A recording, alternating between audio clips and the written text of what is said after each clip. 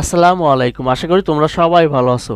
তো আজকে তোমরা দেখতে পাচ্ছ এখানে অনেকগুলো সেন্টেন্স প্যাটার্ন রয়েছে। এই সেন্টেন্স প্যাটার্নগুলো দিয়ে কিভাবে নতুন নতুন বাক্য তৈরি করতে হয় এবং ওই বাক্যগুলোর অর্থ কিভাবে করতে হয় সেগুলোর টেকনিক তোমাদেরকে আজকে আমি শেখানোর চেষ্টা করব। তো তোমরা যারা আমাদের চ্যানেলটি সাবস্ক্রাইব করেছো তাদেরকে অসংখ্য ধন্যবাদ, এবং যারা এখনও সাবস্ক্রাইব করোনি তারা আমাদের চ্যানেলটি সাবস্ক্রাইব করে আমাদের সাথে থেকো। তো যদি শুড বা আউট টুর সাথে যদি প্রিন্সিপাল ভার্ব অন হয়, অর্থাৎ প্রিন্সিপাল ভার্বের প্রেজেন্ট ফর্ম হয়, তাহলে এই শুড অর্থ উচিত। আর এই প্রিন্সিপাল ভার্ব অনের অর্থ হচ্ছে মূল অর্থ, আর সাবজেক্টের র অর্থ। যেমন সাবজেক্টের র অর্থ কি? যেমন হি শুড মানে কি? তার উচিত। আই শুড আমার উচিত, ইউ শুড তোমার উচিত, হি শুড তার উচিত। এখন এই যে র অর্থ করছি আমরা, সাবজেক্টের সবসময় কি র অর্থ হয়? সাবজেক্টের মোট কয় রকম অর্থ হয়? যেমন হি মানে সে, হি মানে তাকে, হি মানে তার। যেমন হি উইল গো, সে যাবে। আবার হি শুড গো, তার যাওয়া উচিত। আবার হি হ্যাজ টু গো, তাকে যেতে হবে। এখন দেখো, কোথাও কে অর্থ হচ্ছে, কোথাও র অর্থ হচ্ছে। এগুলো কখন হয়? এগুলো কি তোমরা জানো? হ্যাঁ, এগুলোর কিন্তু একটা সুন্দর সূত্র আছে। তো দেখো, এখানে শুডের সাথে যদি প্রিন্সিপাল ভার্ব অন হয়, তাহলে কিন্তু এখানে কিন্তু সাবজেক্টের র অর্থ হবে। তাহলে আই শুড আমার উচিত, ইউ শুড তোমার উচিত, এরকম অর্থ হবে। তারপরে এই যে প্রিন্সিপাল ভার্ব অন, এটার কি অর্থ হবে? এটার কিন্তু মূল অর্থ হবে। যেমন হি শুড গো, তার যাওয়া উচিত। গো মানে যাওয়া, ওই যাওয়াটাই এখানে থেকে যাবে। তার যাওয়া উচিত। হি শুড রাইট, তার লেখা উচিত। হি শুড প্লে, তার খেলা করা উচিত। হি শুড ইট, তার খাওয়া উচিত। এরকম অর্থ হবে। এবং এই আউট টু মানেও কিন্তু উচিত। যেরকম আমরা বলি হি আউট টু অবে হিজ প্যারেন্টস, তার পিতামাতাকে মান্য করা। এই যে ওবে মানে কি? মান্য করা বা মেনে চলা। এই আউট টু মানে উচিত। তো এই শুড মানে উচিত, আউট টু মানে উচিত। এবার আমরা যদি বলি, এই যে অবজেক্টের কিন্তু কে অর্থ হয়, আবার মূল অর্থ হয়।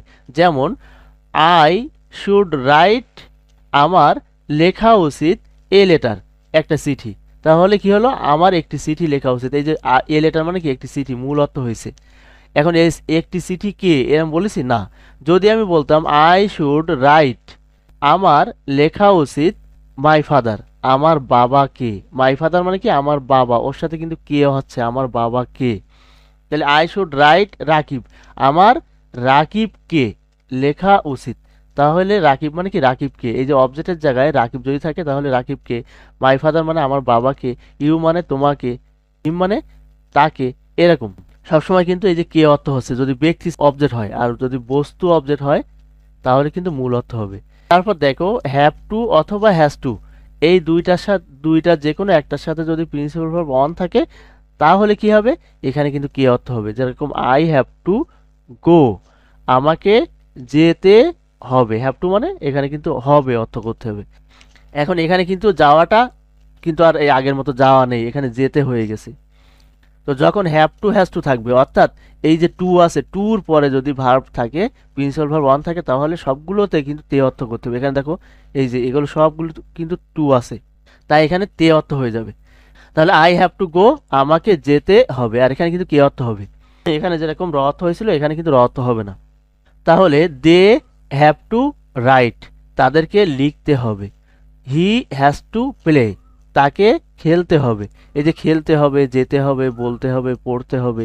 হি হ্যাজ টু ইট, তাকে খেতে হবে, এরকম অর্থ হবে। তারপর দেখো, ক্যান বা মেয়ের সাথে যদি প্রিন্সিপাল ভার্ব অন থাকে, তাহলে কি হবে? ক্যান বা মে অর্থ পারা। এখন এই পারার এই রটা কিন্তু ভিন্ন কালি দিছি, এই জন্যই এখানে কিন্তু রটা পরিবর্তন হবে। যেমন আই ক্যান, আমি পারি। ইউ ক্যান, তুমি পারো। হি ক্যান, তিনি পারেন। তাহলে কিন্তু পা, এটা কিন্তু পরিবর্তন হচ্ছে না, শুধুমাত্র পরিবর্তন হচ্ছে রটা। রি রো রে রেন।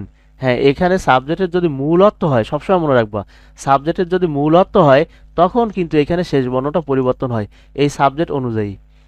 এর 12টা টেন্সের ক্ষেত্রেও কিন্তু এই নিয়ম, এর শেষ বর্ণটা পরিবর্তন হবে। তাহলে আই ক্যান, আমি পারি। ইউ ক্যান, তুমি পারো। হি ক্যান, সে পারে। হি ক্যান, তিনি পারেন। হি যদি সম্মানিত ব্যক্তি হয় তাহলে তিনি পারেন। এবার এখানে কি হবে? তে অর্থ হবে।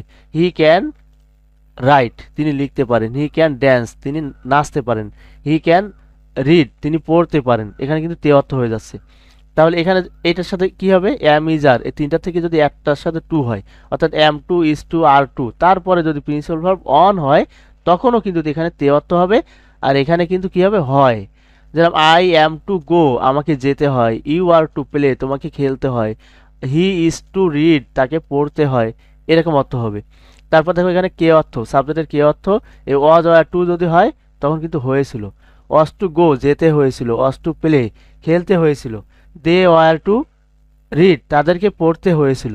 এবার এসো এখানে, এবার এই যে নিড যদি থাকে, আই নিড গো, আমার যাওয়া দরকার, যাওয়া প্রয়োজন, তাহলে আমার এখানে নিড থাকলে কিন্তু র অর্থ হবে। আই নিড আমার দরকার বা আমার প্রয়োজন, ইউ নিড তোমার প্রয়োজন, এরকম অর্থ হবে কিন্তু। তাহলে আই নিড গো, আমার যাওয়া দরকার। আবার এটা বলতে পারি আই নিড টু গো, এটাও কিন্তু বলা হয়। তখন যখন বলবো আই নিড গো, আমার যাওয়া দরকার বা আমার যাওয়া প্রয়োজন, তখন কিন্তু নিড অক্সিলারি ভার্ব। আবার যদি এরকম বলি আই নিড টু গো, আমার যাওয়া দরকার, যাওয়া প্রয়োজন, তাহলে নিড তখন কিন্তু আবার প্রিন্সিপাল ভার্ব হয়ে যাচ্ছে। এখানে এই যে কুড যদি থাকে, এই ক্যান মানে পারা, আবার কুড মানে কি পারতো, পারতে, পারতেন, এরকম। আই কুড, আমি পারতাম। ইউ কুড, তুমি পারতে। হি কুড, তিনি পারতেন। যখনই মূল অর্থ হবে তখন কিন্তু এই যে ভার্বের শেষ বর্ণটা পরিবর্তন হবে সাবজেক্ট অনুযায়ী। তাহলে হি কুড, তিনি পারতেন। আই কুড, আমি পারতাম। এখানে কিন্তু র পরিবর্তন হচ্ছে না, ত পরিবর্তন হচ্ছে, কারণ ত এখানে শেষ বর্ণ, আর এখানে কিন্তু র পরিবর্তন হয়েছিল আগে। তো এখন হচ্ছে কি পার এই পর্যন্ত ঠিক থাকবে, তটা পরিবর্তন হবে। হি কুড রাইট, তিনি লিখতে পারতেন। হি কুড প্লে, তিনি খেলতে পারতেন। He could Singh a song, তিনি একটা গান গাইতে পারতেন। তারপরে এখানে দেখো সাবজেক্টের সাথে যদি হ্যাড টু থাকে, এই যে হ্যাভ টু হ্যাজ টু তো হবে, আর হ্যাড টু মানে কি হয়েছিল। তাহলে আই হ্যাড টু গো, তাহলে এই যে হ্যাড টু গো মানে কি যেতে হয়েছিল। হ্যাড টু প্লে খেলতে হয়েছিল। হ্যাড টু রাইট লিখতে হয়েছিল। আর এখানে সাবজেক্টের কি অর্থ হবে, সাবজেক্টের কে অর্থ হবে। ইউ হ্যাড টু রাইট, তোমাকে লিখতে হয়েছিল। You had to sing a song, তা তোমাকে একটি গান গাইতে হয়েছিল। তাহলে আরেকবার বলি, অক্সিলারি ভার্ব যদি আলাদা কোনো শব্দ অর্থ দেয়, শব্দ, তখন প্রিন্সিপাল ভার্ব মূল অর্থ হবে অথবা তে অর্থ হবে। আর এখানে সাবজেক্টের কে অর্থ হতে পারে, র অর্থ হতে পারে, মূল অর্থ হতে পারে, তিনটার যে কোনো একটা হতে পারে। আর 12টা টেন্সের ক্ষেত্রে অক্সিলারি ভার্ব কি করে, বর্ণ অর্থ দেয়, অর্থাৎ শ্যাল উইল মানে ব, এই বটা কিন্তু এই প্রিন্সিপাল ভার্বের অর্থের সাথে যোগ করতে হয়, যেটাকে আমরা বাংলা রূপ বলি। ওই বাংলা রূপগুলো এখানে যোগ করার সময় কি হয়, এই যে মূল অর্থের আকার ও আ নো, যেমন খাওয়া যাওয়া এগুলোর সাথে ও আছে, ও উঠে যাবে। ঘুমানো, এখানে নো আছে, নো উঠে যাবে। পেলে মানে খেলা করা, এখানে আকার আছে, আকার উঠে যাবে। এই আকার ও আ নো উঠে যেয়ে তারপর কিন্তু ব যোগ হবে, অর্থাৎ বাংলা রূপ যোগ হবে। এরকম সবগুলো টেন্সে এরকম হবে। যাই হোক, তোমরা টেন্সের ওই ভিডিওগুলো থেকে এগুলো দেখে নিও। আজ এ পর্যন্তই। আমাদের ভিডিওগুলো যদি ভালো লাগে, এভাবে আমাদের চ্যানেলের অন্যান্য ভিডিওগুলো তোমরা দেখে নিও। আর আমাদের চ্যানেলটি সাবস্ক্রাইব করে আমাদের সাথে থেকো। আর ভিডিওটি শেষ পর্যন্ত দেখার জন্য তোমাদেরকে অসংখ্য ধন্যবাদ। আসসালামু আলাইকুম।